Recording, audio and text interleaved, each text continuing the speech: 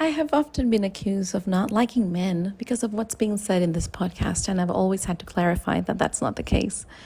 I love men, I support men, and I've always talked about my very special ally friends who are men, and I dearly respect and love. And today I have the chance to talk to one of them. Welcome to episode 207 or 20 of The Unfiltered. Sex, relationships, careers, and just plain life. From the experience of two Latina actresses. Welcome to The Unfiltered. Hi, I am Vanesa Tomasino. You will notice that today there is no Maria Bruzon for those of you watching on YouTube and those of you listening on Spotify and Apple Podcast. You can't see her, but she is not here today because she's on holidays. But that doesn't mean that I don't have someone super special with me. With me, I have one of the most amazing men I've ever met because you are a different breed of men. Thank you. Your masculinity is astounding, refreshing, and very attractive. So, with me, my fellow colleague actor from New York, Quentin Lee Moore. Welcome. How you doing? How y'all doing out there? So let's get going. How do you manage to be a man with a different type of masculinity when you're bombarded by toxic masculinity and having to reproduce that kind of those kind of practices?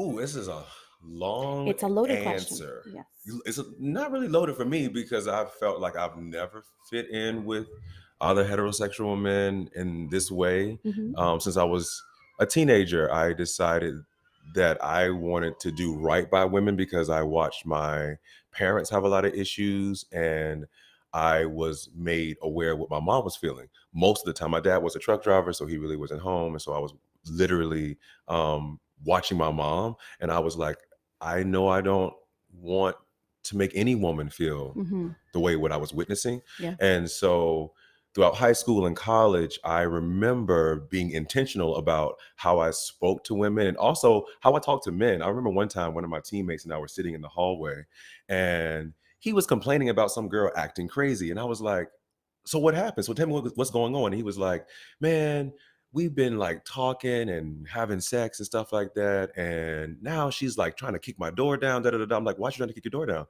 Well, she thinks I'm cheating. And I'm like, are you? And he Mhm. was like, I mean, I'm talking to somebody else. And I was like, Well. so why are you calling her crazy for being right, for knowing what's For actually knowing. happening, knowing what's going on, for her trusting her gut? Yeah. And he just kind of got quiet. And I was like, so you're mad because you got caught, not because you were right. Mhm. And you try to put it on her being Yeah. crazy. So I just knew that like talking to anybody, man or woman, I wanted to make sure that like integrity is the most important part. So do what you want to do, men, women, in between, non-binary, but just tell the truth. And then if you get caught lying, don't be like it's your fault. Like it's Yeah. your fault you're lying. So yeah, that's why I started learning about it. But the biggest thing is that as an adult, I've been in therapy since 2011, like off and on, just Yeah. learning about myself. So just so they put it into perspective. So Mhm. how old are you now and when did you start therapy?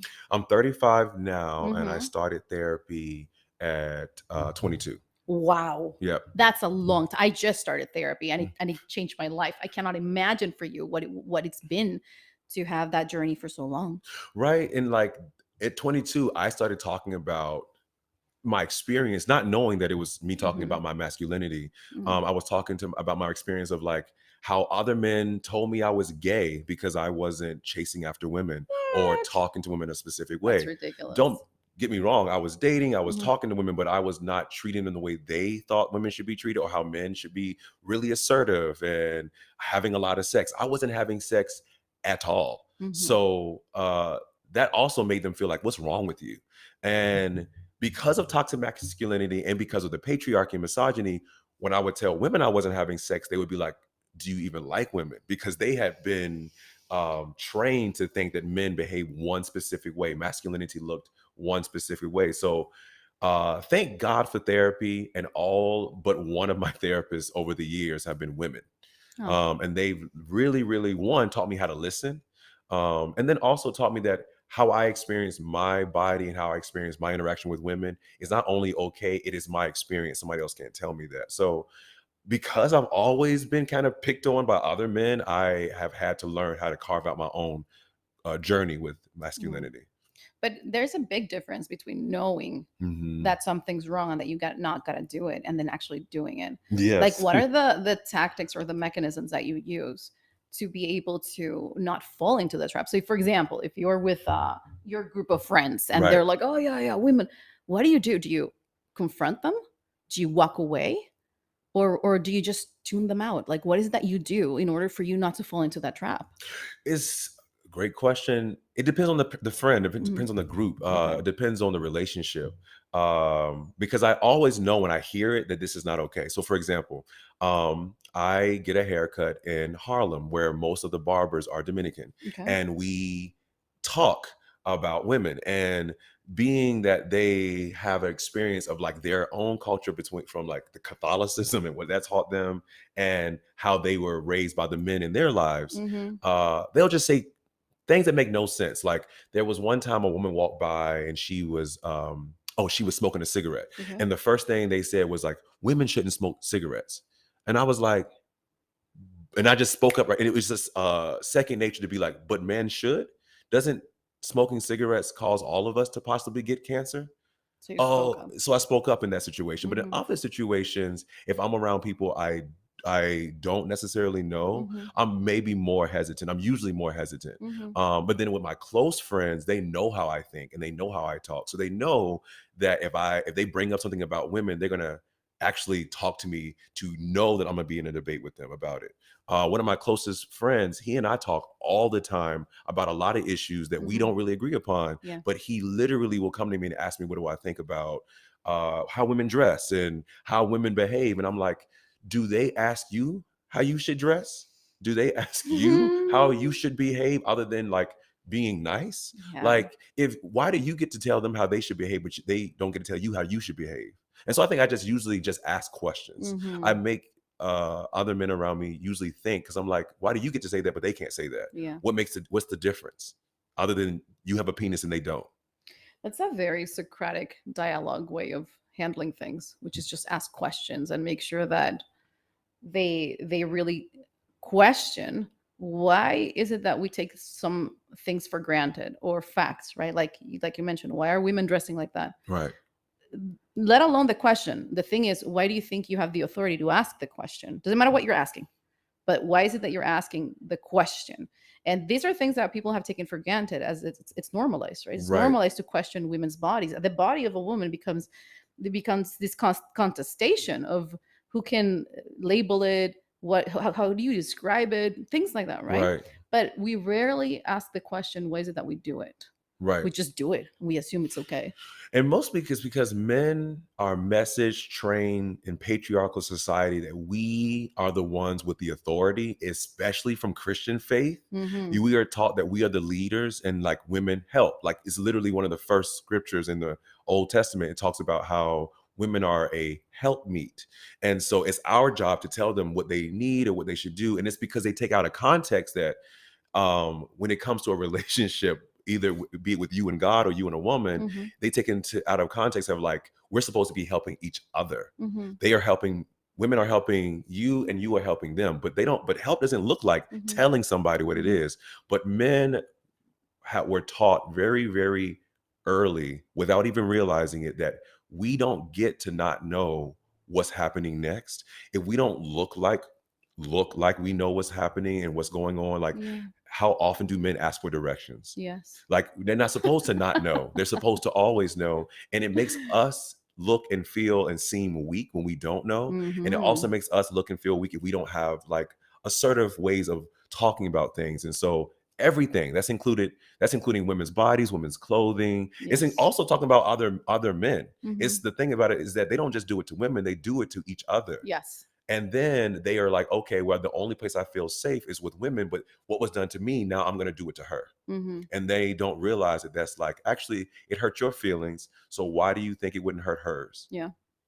And that's the thing about toxic masculinity. It's that whenever we talk about this in the show, people just get angry thinking that we're talking that or we're saying that men are bad, when in fact we're saying that this sort of performance is affecting both genders. Right. It's not just affecting women, it's Right. affecting men too. Right. And as allies of women and men, Right. you want to see men thrive. I want women to feel like they can live their life safely. They can choose to do whatever they want. They can live their best life, but also men, where men can be able to express their feelings, Mhm. or they're able to express exactly what you said. The Right. fact that they can say, I don't know. What's wrong with that? It's so hard. I mean, I'm not above that either. I'm a man, so Mhm. I definitely do struggle with saying I don't know, but I'm Mhm. aware of it, and Yeah. that's so I'll make sure that I was like, actually, I don't know. Literally, one of my past girlfriends was Mhm. like, "It's hot when you say I don't know because it means that you're humble." Yes. And if men knew that humility was hot, Mhm. if men knew that, OMG, I have to stop myself real quick. If men knew that women did not care about their dick as much as we care about it, Facts. Facts. and it would change a lot of toxicity because Mhm. men wouldn't lead with fear Yeah. or lead with the idea that like, oh, I have a big dick, so that means that I can do whatever I want because this is the only way I've learned about my own body and Mhm. about how to interpret other women's bodies. Yeah.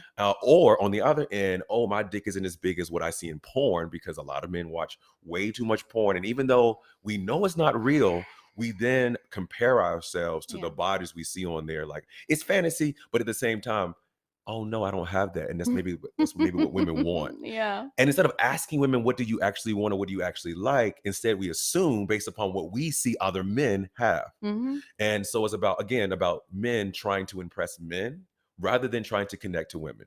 Yeah, because they should ask us.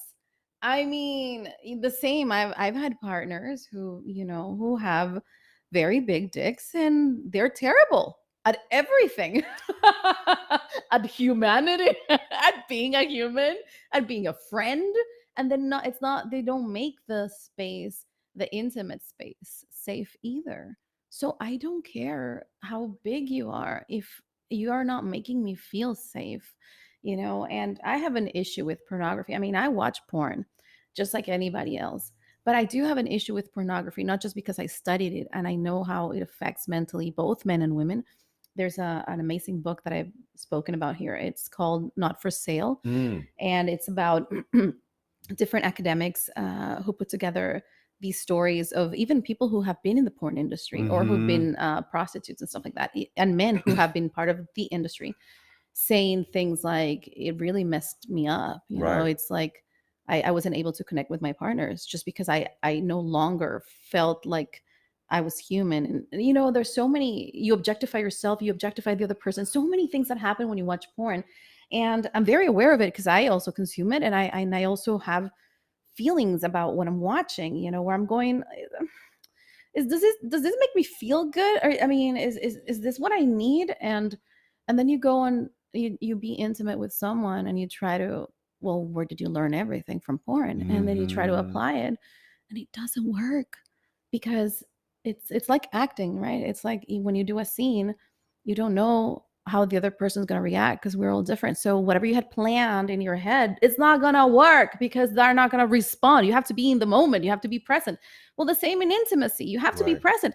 For some people, a shoulder is not a big deal. For other people, the shoulder is everything. Yeah. So I find that men, they put so much pressure on themselves because of porn to recreate these porn moves and this porn attitude.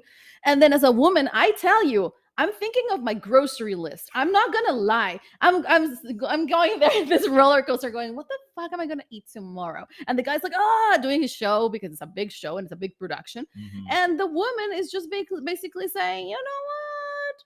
I didn't like my outfit yesterday. When is this gonna end? And then you pretend that you're coming because you want to end, and then that's it. And then you leave frustrated thinking, why did I even allow this person in my body? Like, why did I spend time Mm. with this person? Right. um so you're right. I think that men put so much pressure on things that don't really matter, and it's not for the sake of women. It's for the sake of the competition amongst men. Right. And I think the problem with that is that I think if men just take the time, one, slow down. That's number one. Slow down, thinking Slow that down. you need to uh, bed her as soon as possible, or the fact that you think you need to have so much money or whatever. Like, oh, I need to have this amount of money Yeah. so I can get these kind of women. And something one of my partners taught me. She was like really really specific about like you women aren't coming to you because you have a lot of money, because you have a huge penis or well-known sexual prowess. Mhm. They're coming to you because of what you just said. You have a reputation for making people feel safe. Yeah. In general, friends, lovers, family, you just have a reputation of making people feel safe, and because of that Mhm. they will come after you. But again, media, friends, what you may hear your friends tell you, but it's not the whole story, is that you think that based upon the media, like only men with a lot of money or only men with a well-known sexual prowess are going to bed a lot of women. First of all, men, why do you want to bed a lot of women? Yes, that's my point right Why there. do you want to bed every single person? Yeah. That partner, she was just like, that's non-specific. Yeah, having a big penis and having a lot of money makes it Mhm. easy for you to bed a lot of random women who also don't know themselves. Because here's the thing, men who are doing that, you're betting the same type of person you are. Both of you are lost. Yeah, mirror images, right? You are both lost. I'm not saying that women are better than you. I'm saying that no, she's just as lost as you are. Mhm. But if all you want is to be lost in the sauce, then call on Prego. I don't know what to tell you. Like if you really, really want to grow and learn and have deep, deep, deep connections, then you have to slow down and figure out Mhm. who you are. What do you actually need? What is actually the problem? What does your inner child actually need? And Yeah. why are you doing the things you are doing? If you're never going to ask the why for yourself, then there is no way you can come to a woman and be like, this is how you should dress. This is how you should da da da da. Because you are only pointing the finger because you don't want to look at yourself. Mhm. And chances are you're judging because Yep. you judge yourself. Like Exactly. there's something about you that you don't like that you look on other people. Yep. I don't like to judge anybody, like I like to think that we're all free to do whatever we want. If Right. but I do have to say on a personal level that when I hear men say things like it is a sport, to sleep with women, the Mhm. more women we sleep with, the more educated we are about our sexuality. It's Mhm. not true. No. And I'm sorry, you don't know shit about women's sexuality, and it doesn't matter how many women you've dated or you slept with, you still don't know, and it's not going to work with me if you're with me, right? It's just it's mind-blowing because they think they know, and then they start mansplaining sexuality to you because they're like, Mm. oh, I've been with 40 girls and I've tried this thing, so this works on you. I'm like, fuck that. You have no clue what works on me. Because, and chances are, I'm sorry to break your bubble and burst your bubble, but maybe they lied to you. Sometimes women lie. That's what we do. And they're like, you will say, does this feel good? And we will be like, yeah, stop now. But it feels good. Yeah. So because we don't want to make you feel bad. I've done that many times, Quentin, I believe it. I believe. where I just don't want to make them feel bad. And just, Right. I pretend it feels good, but it doesn't. Right. And here's the thing, man. I know that you maybe lied too, because in my past, I have definitely been like, I don't really like what's happening, but I don't want to make her feel bad. As well. So See? I will tell her, oh no, it's fine. And yes, I'll probably come. I will probably be like, oh, that was good, but I will probably leave that situation feeling like, man, I never want to have that experience again. And so I had to learn to communicate to my partner or partners Mhm. that what I liked. And I had to learn to ask, like, what do you like? And that is not hard, but it takes, again, humility to Yeah. ask somebody what they like and then say, oh, either I definitely want to give or serve or whatever, but actually, oh, I don't do love like that. And that's okay to be like, we're just not compatible, rather than just like bum rushing in there and be like, I'm just gonna do it this way and you're gonna like it because I know it works because I didn't vetted 40 women. And I'm like, so what? Everybody's body is different. I am a Mhm. voice coach, I'm a body worker. There's not Twins don't even have the same bodies. They can be identical, and even then they have slight differences. And also they also are going to have different relationships to their body because they're not the same person. So you literally should treat every new encounter as a new encounter, not as like, oh, I know how to do this. No, figure out her, learn her, and it makes it so much more fun for you, for her, for the experience. Maybe it won't be a one night stand. Maybe you can have a repeat. How did we just get on just talking about sex? I know, but it's fantastic because I think these are conversations that nobody wants to have, Right. and we're carrying them out without any sort of judgment or agenda. No, we're not hating men. You're not hating women. We're just trying to figure shit out. Yeah, and I don't hate men as a man. I don't hate myself, and I don't hate other men. I just know that we can be better by starting with being kinder to ourselves, like telling the truth. You don't have to have it all together, bro. Like at the end of the day, you can literally say, I don't know, or like I'm lost and I'm confused. And here's the best part about that. If you tell the truth, other men will also learn from you how to tell the truth. So can you be the first one is the question I would ask you. And then if you tell the truth, women will feel like, oh my gosh, all I want to do is give because I know that you're a human being rather than like I have to put up my guard because I don't trust you because you pretend. And I know you're pretending versus like, oh, this is where I actually am. And that woman will be like, oh my gosh, let me love you. And not sex, but like literally connect with you. You know what I mean? If you don't know what I mean, then I'm telling you right now, go to therapy and then go try it out. Safety, which is something that you mentioned, is so important to women. Yeah. I realized few weeks back that safety was extremely important for me in my sexuality and intimacy with somebody. Sometimes I didn't understand, why I couldn't fully connect with somebody. Sometimes I thought I'm tired, I'm not here today. But I didn't realize a lot of them were red flags that I had heard from this person or other people, and my body was naturally reacting to that. It was almost like protecting myself, being like, you can't go there because this is not a good person. And then I started realizing there was a connection between my safety as a human, let alone as a woman, but as a human being in that space, and my ability to be vulnerable and come and enjoy the moment. And wow, was that eye-opening. Because once again, it has nothing to do with the guy, whether you like him or not. It has nothing to do with his equipment, whether it's good or not. It was everything to do with, was this the right person to be with? And if you keep on just sleeping with randoms or doing what you said of having all these men being rich men, what are you going to attract? Do you think you're going to attract women who are critical thinkers, who are independent, who are entrepreneurs? No, you are going to attract gold diggers because that's what you're selling. You're not selling how smart you are. You're not selling your resilience. You're selling your money. Right? And so what type of people are you attracting? And for me, for example, when I invest time in somebody, when I say I'm dating you, it means a lot because I'm the kind of person that I am a super busy woman. And if I am investing time in you, like if I am making time out of my schedule to be with someone, to date that person, to go to restaurants, to sleep with them, it's because I think you're worth it. And that should count for something. But I think some men, they're like, oh, no, she has the time. Or, I mean, the question is, what type of women do you want? And sleeping around doesn't help find the right person. I would say to those men, when they are doing the money thing, they don't know what kind of woman they want because they don't know who they are. Because as a man, okay, for example, I'll talk from my own perspective. Yeah. I deal with depression. Big part of the reason why I deal with depression is because I was a track and field athlete in undergrad. My dream, my self-worth, my purpose in life up until I graduated was that I was going to be a professional track athlete. Yeah.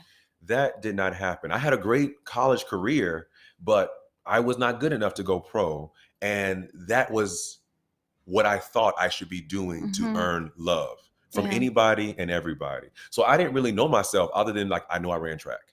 And I think a lot of men, when they are dating without doing the work to like get to know who they are, Yes.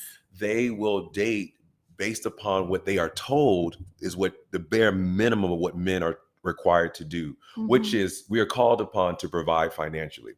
Y'all, that is antiquated like nobody's business if you are not living in a country that allows women to work. If women have jobs and they have educations, I assure you, they don't need to be just taken care of in that old school, like just give them money and then you can do whatever you want to do. Mhm. It takes so much more work. Something I talk a lot about with my women friends Mm. now is like today men are asked to do more than our parents and grandparents were. My grandfather was not asked to say I love you to his wife or his children.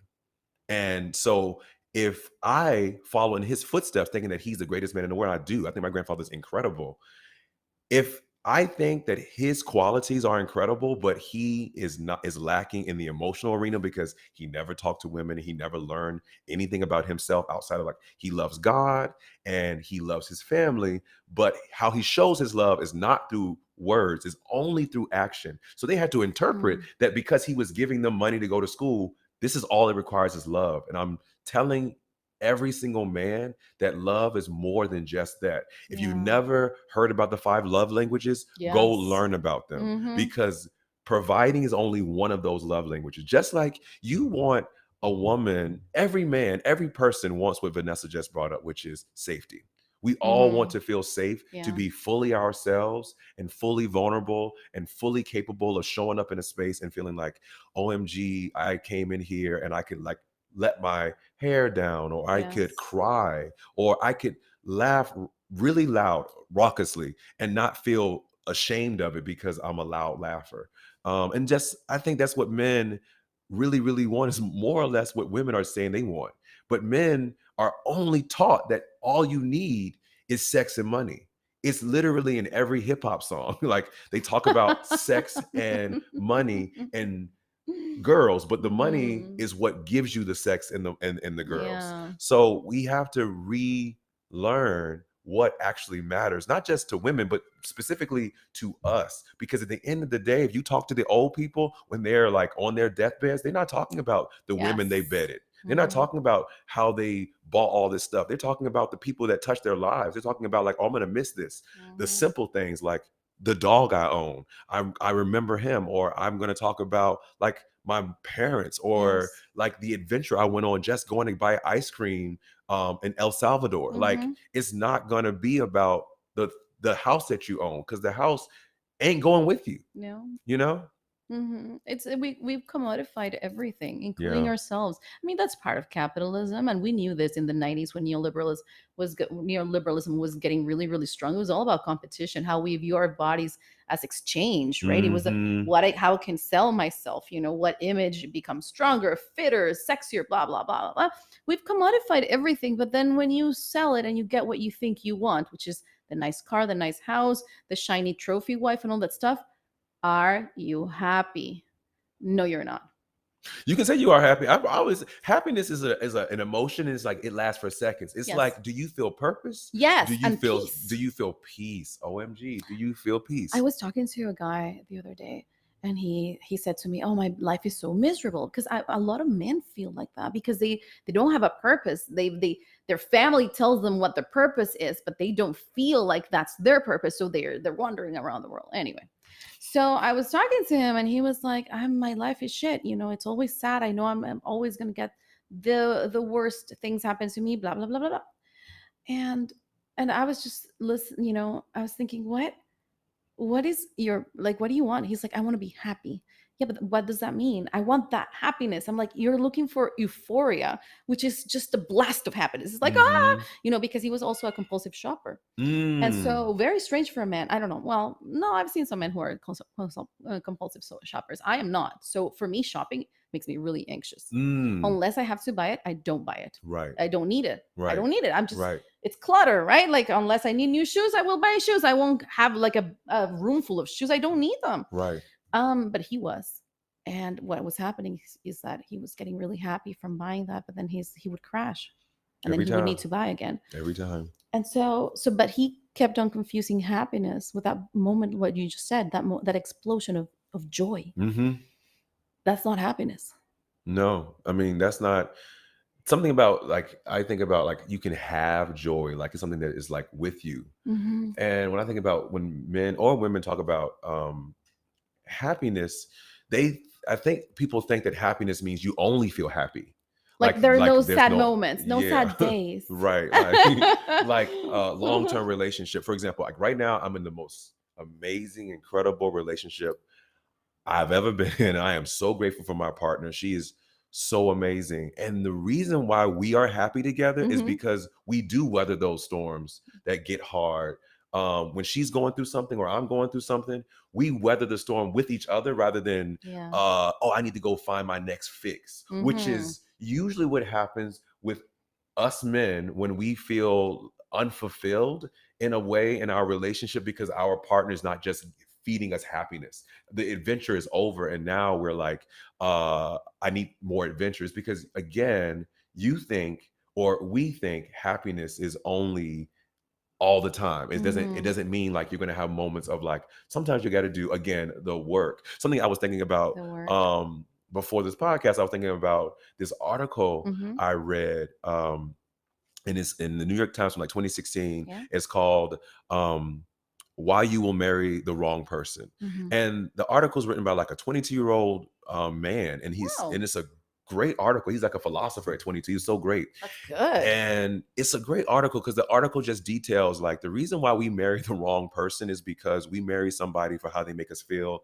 in that initial moment or how they make us feel some of the time. And we're like, okay, that's enough. I'll do that. But Mhm. then in the end, when things get hard or your trauma starts to come to the surface and you've never spoken about it with each other, Yeah, you never yeah. dealt with it, Yes. one for yourself or with each other, Mhm. then you just start pointing the finger and you end up, hurting each other and then getting a divorce. And then and then if you don't deal with that, you repeat the cycle in your next relationship. And one thing that this man suggested was like on the first date, instead of asking about what's your favorite color, he, Pink. purple, purple, the lights.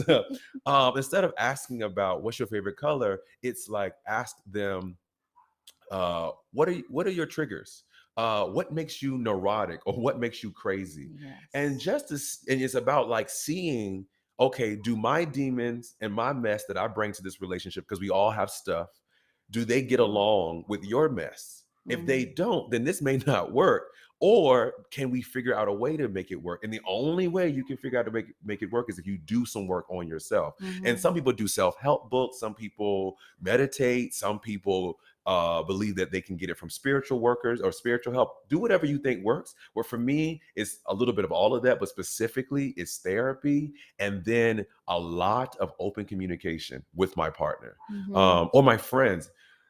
Learn how to open up to your friends. If you don't know Yes. how to talk to your friends, guys, if you don't know how to talk to your guy friends, then how are you going to learn how to talk to your women friends and therefore your women partners, romantic partners? Mhm. It shouldn't feel that differently. You should feel safe with your woman partner the same way you may feel safe with your guy friend. And it may not be the same dynamic because you're not sleeping with the guy friend. And if you are, good for you. But I'm saying that if you're sleeping only with women and that woman is going to be that way with you, then Mhm. you need to learn how to communicate with other people before you get to her. Mhm. Maria and I talked about that. You know how important friendships are in our lives. I mean, friendships are almost the foundation of our lives. We can live without partners, but we can't live without friends. So if we're able to communicate effectively with our friends, then it means that we have better percentage of having stronger relationships with our partners. Right. But it is what you just mentioned. That's like a thing for me. It's the healing, because I think what's Mm. happening is all of us are walking with our traumas and we're filtering the information through our trauma lens. And so you say something and I will interpret that. You may not be saying that, but my trauma will tell me what is happening, and then I will respond with my trauma to you that may trigger your trauma, and so we're like walking traumas. And these are subjects that nobody mentions. Nobody talks about this, about the need to heal before entering a relationship. You have to heal, because if not, this goes back and forth.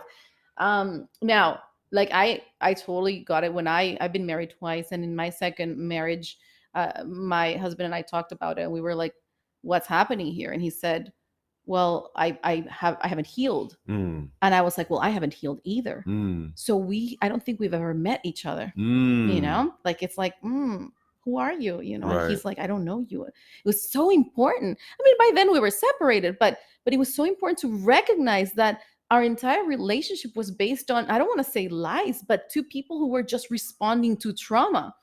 And so it also it begs the question, did we actually fall in love in the first place, because we were both responding to stimuli that was catering to our own traumas rather than what we actually wanted or needed? Fascinating. The needed part, Fascinating. the needed part, I think, is the hardest thing about relationships, is that we learn about the want. Oh, she makes me happy. She makes me feel good. She Hmm. makes me like, we go on adventures. She cooks me food all the time. Da da da da. Those moments are great. That's the honeymoon phase. Yeah. That's the great moments, but that's not a relationship. That is Yeah. literally like what they call cocaine brain. When you're like, you smell somebody's fart and you like, oh, perfume. Give Yeah, me just give more. me Give me more. more. And then 5 years later, they fart. Please leave the room next time you do that. That is atrocious. Yeah. And you haven't really like dealt with the both, not only the emotions from that early stage, but also like the emotions that change. Like Yeah. over time, it's like you need to learn to like know that, hey, people change. Mm-hmm. Even without trauma, they're gonna change. And Yeah. so like that again is about doing the work of getting to know someone. Like, for example, I have some friends who are having a rough time right now because there's a lot of changes in their relationship. And the guy, my best friend, Mm-hmm. is learning himself in the moment. He's Yeah. in therapy for the first time and he's learning about who he is. And so, and meanwhile, his partner has been in therapy. So she's learned about herself in her iterations of who she is in many different ways, but they're having some issues or having like moments of like missing each other because they're learning how to communicate now, Yeah. not when they first met. Mm-hmm. And so they're just having to work through that. But the best thing about it is they're doing the work, they're having the conversations. Yeah. The biggest thing, man, is listening and also knowing that this is going to probably touch on some toes of men, that anger is a secondary emotion. Most of the time, when you are angry, it's not because you are angry alone. It's because you're usually covering up the other emotion with anger. So, like, for example, I'll talk Yeah. about for myself. If Yes. I feel threatened by Mm-hmm. something, if I feel like my triggered by something that my partner or partners in the past would say, Yeah. my initial feeling is like I need to like put up a wall and be strong and put her in her place. Mm-hmm. Versus actually like realizing, oh, that was a trigger. I interpreted that as a threat and I Mm-hmm. feel triggered. And then I have to say, hey, slow down. That hurt my feelings. Or when you said that I felt this way, I need to take a moment to step away. I'll come back when I'm ready to talk about it. So learning to just, again, slow down and realize like, hey, you may be angry, but like what's underneath the anger, or what was the feeling that you felt when you first heard it. And I think that's again, toxic masculinity lends his hand to making men believe that we only can feel one thing outside of happiness, which is angry. Anger. And we only feel sad like at a funeral. Like literally, I know so many men who have said out loud, oh yeah, I've only cried in my life 3 times. I'm like, why? Wow. Why is that a good thing? No. Like again, that's toxicity. You were Mm-hmm. taught that all emotion isn't human, because masculine just means another version of human. So you were taught that this is not okay for you to do, and that was a lie. It is okay to release through tears. It is okay to let that go and not go straight to like, "Ugh." You can be soft. You're still a man. I Mm-hmm. promise. And for women, we it doesn't matter. Like, if I can have a partner that's crying with me, that's amazing, because you feel safe and you connect, I say, at a human level. I don't want to see a robot. I don't want to see somebody who's not empathetic. Actually, to me, that's very scary. When Mm, I was in this situation once, I wasn't dating this guy. I knew this guy. Like, he wanted to date me, but I was unsure of him. We were in a group, like with 10 of us talking, very close friend, all of us very close friends. And one of our male friends opened up and he said, I'm struggling with depression and I want to take my life. And, Mm. which is something very common amongst men. And he was really opening his heart to us. All of us were with him. I was holding his hand. And then this guy that wanted to go out with me, he's like on his phone. Like he's on his phone. Do I have a phone here? I want to replicate. Give me your phone. Because you have to see this. And for those of you not watching, it's horrible. He's on his phone and he's going, stop crying. You'll be all right. We all feel bad at sometimes. And I'm like, are you serious? Are you seriously not listening to what this man just said about ending his life? Are you seriously not affected as a human by this other person feeling that leaving this planet is his only option? At that point, I said, no, I can't be with someone like that. That's disgusting. But that's what most men do. I don't want to feel. I don't want to feel. I don't want to feel. Right. And I will say this, man, toxicity and our ideas of how we should behave is literally killing us. Mm-hmm. Is why we are taking our lives. It is why we are depressed. It's because we don't feel safe based upon culture to share about where we really are and how we're really doing. And here's the thing, y'all, I'm no different. I have literally just held it all in and it just crushed me. I literally couldn't eat because I was holding everything in. Mm-hmm. And it wasn't until I was like, actually, no, am very hurt. I'm very upset. I've been hurt. I've been scared. I've been lost. I've been whatever. And I cried that I was able to eat. And I'm not lying, y'all. I've lost 17 pounds in 2 months from not letting go. Yeah. And so, men, if you are feeling like, hey, I can't open up because it's not safe because of other men, first of all, fuck them. Mm-hmm. And go find some other friends. Mm-hmm. Because if you can't open up to your own friends about who you really are and what's really going down in your life and your mind and your heart, and if same thing if you have a partner, because it's no different if you have a toxic woman partner. If she doesn't make you feel safe enough, if she tells you dry your tears, men don't cry, or if Mm-hmm. anybody ever tells you man up, walk away. Because away. that idea of man up Mm-hmm. makes no sense, because there's so many different ways to be a man. There's so many different ways to be a woman. There's so many different ways to exist.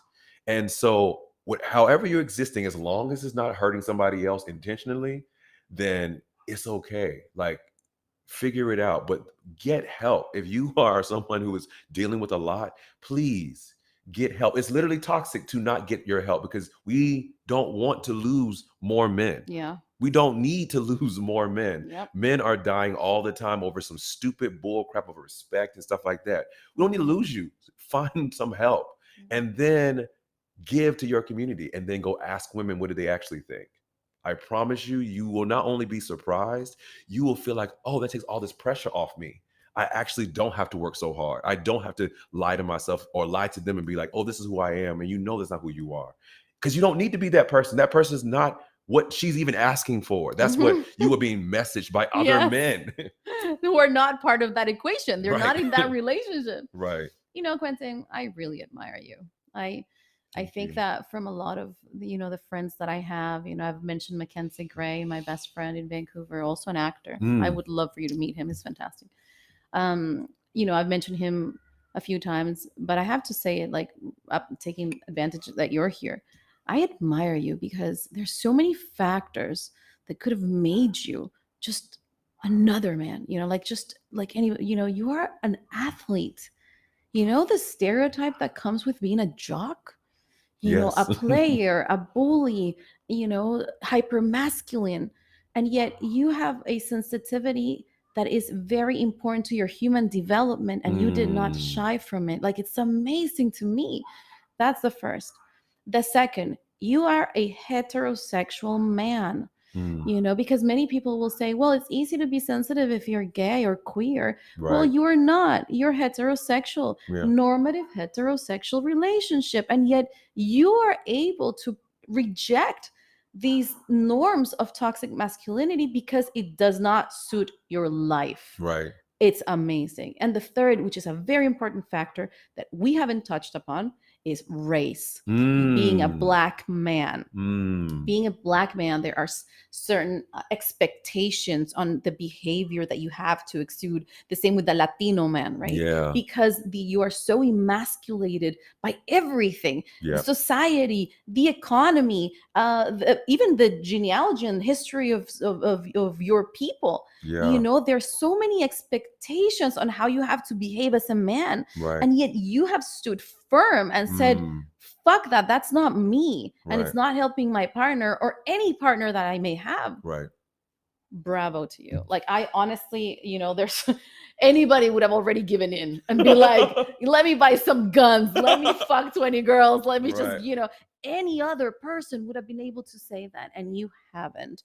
It gives me hope, and it makes me, to our female listeners, I think it reminds us that Quentin is right now speaking up for his experience, but also there are other men that not only are replicating what he's doing, but that want to do what he's doing. And they just haven't found a role model, someone like Quentin, that they can say he's done it. Right. He is heterosexual, he is a jock, and he's Black. Right. If he can preach, if he can do it, I can do it. Right. Right. I promise y'all, we have to do another podcast episode about the whole toxic ideas of Blackness and how Yes. there's a name for Mhm. Black men enduring slavery Mhm. who were used to bed as many slaves as possible because they were bigger, stronger, faster, and slave owners wanted them to have a lot of kids because they would give more Workers. workers. They Mhm. called them mandingos. Oh, that's right. Right. And now today it's a porn term. Mhm. It's a porn term for a man who's oversized and over-sexualized, Mhm. hypersexualized. Mhm. And it's a name usually given to really big Black men. And oftentimes when I was in high school and college, a lot of my teammates, a lot of my football friends, they were like, that was their only thing on their mind outside of the sport, was like, get to a woman, because they were told this is what makes you great. Hypersexualizing Black men Yeah. on television, Everywhere. on social media, Porn. anywhere, in porn, in your families. Mhm. Like, as a little boy, the first thing I was always said to me was like, I bet you get all the girls. Because I was attractive, I was cute. Mhm. How many girlfriends you got? At 5 years old, I was asked that. How many girlfriends do you have? And then I was later on, because I was smart and driven and I had a purpose of track and field, I was told, choose women last. Choose yourself, your career, make your money. Women will come along later. They will always actually be there. You don't actually have to ever choose them. Choose your purpose Your first. purpose, yeah. And women will flock to you. It was like, the more successful you are, the more women you will get. And this was told to me by men and women. And I was like, oh, okay. And so I had to unlearn that in this current relationship I'm in right now. Yeah. My fears and the way I behave, don't get me wrong, guys, like, I am not perfect. I literally will be close off to my girlfriend when I feel like I'm being too soft or I don't have enough money or whatever. And I'm like, she's so successful, she's so capable, she's so incredible. Have y'all met Vanesa?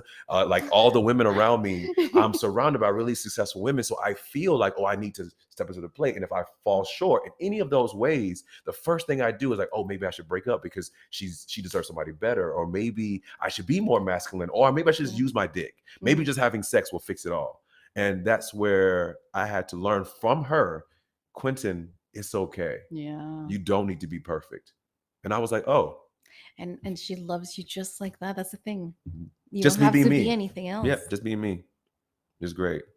Thank it's you. amazing, huh? It's so easy. It's so easy. It's so easy. It makes your life so much easier. And also it helps me get out of my head. Yeah. Is asking her, what does she think? And telling her how I feel. It helps me quiet those demons that are lying to me, because I don't need to be a mandingo to be enough. I can just be empathetic and human and have integrity. That's enough. And you've chosen a right partner. Right. See, the importance of setting boundaries, having self-love. The right person will come along because you know who you are and you know what you want. And then this person will love you exactly for that. Right. Not for what you're pretending. Like most men, they pretend they have money. They pretend they're cool. Stop pretending. We don't want Yes. you like that. We Right. want you just to be human and make mistakes just like us. Right. I have nothing else to say. That's Thank you, Quentin. I think it's been a really big lesson for men that they really need to choose themselves, their lives over masculinity, and for women to not lose hope.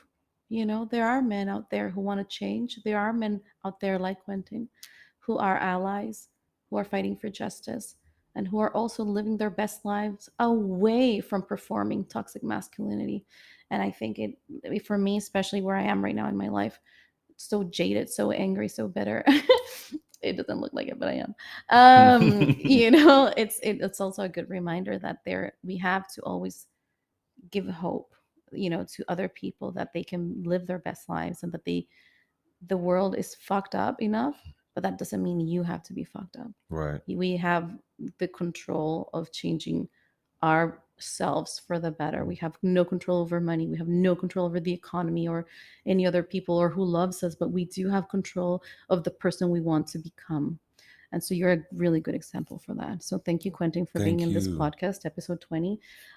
You are very much welcome to come back. Oh, I want to. We definitely have to more. 1,000 more podcasts. I want to.